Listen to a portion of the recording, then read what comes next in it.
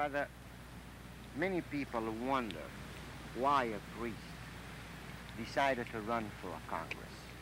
Let me tell you, Quinto, why I felt really obliged to try to accept this Citizens Caucus invitation and run for Congress. I was in Vietnam a year ago, and I saw the decimation that we have brought to that land. I want to change the foreign policy of this country, and I want to bring together a moral consensus, call it what you will, that will bring us back together again. It may be the Judeo-Christian tradition, it may be due process or human equality, but something is lacking in America, and I want to get back to the America that I grew up in, where we knew where we were going, where we had direction, where we took care of the aged, where we tried to give medical care to everybody. The 2,000 people of the Citizens Caucus asked Robert Drinan to run for Congress.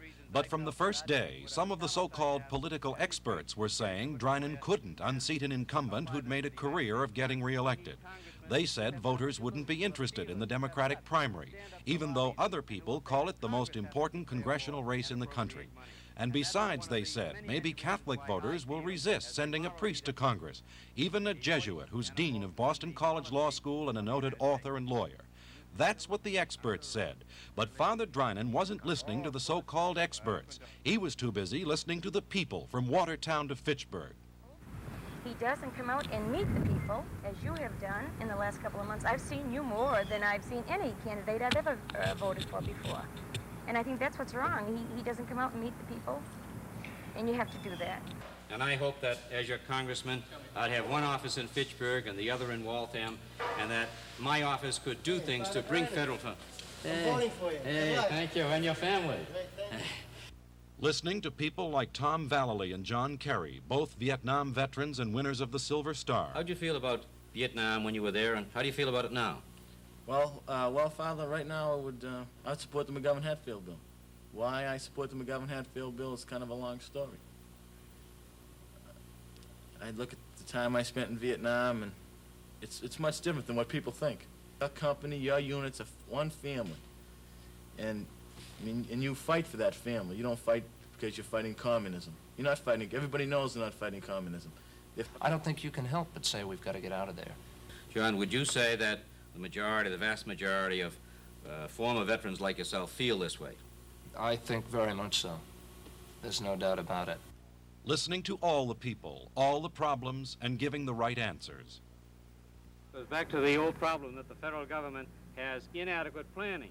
We should be planning houses now really for Jennifer and for your parents. The McGovern-Hatfield bill, as you may know, is the official platform of the Democratic Party in Massachusetts, and I am running on that platform. It is a way to have a ceasefire, to have a gradual but comprehensive withdrawal in a rapid time from Vietnam.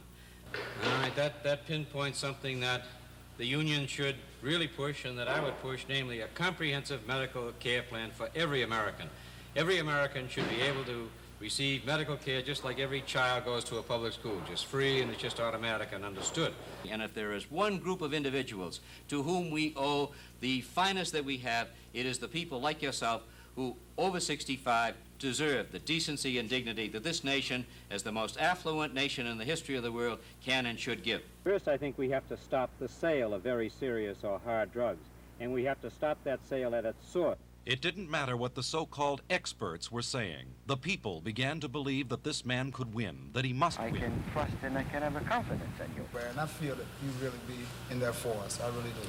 I said, Father Drinan's the man that's going to do it. I have little children, and I want them to have new leadership.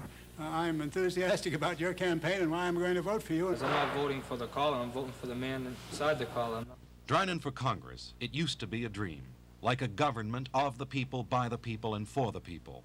The people have listened to Robert Drinan. On Tuesday, the political experts will listen to the people, paid for by the Drinan for Congress Committee.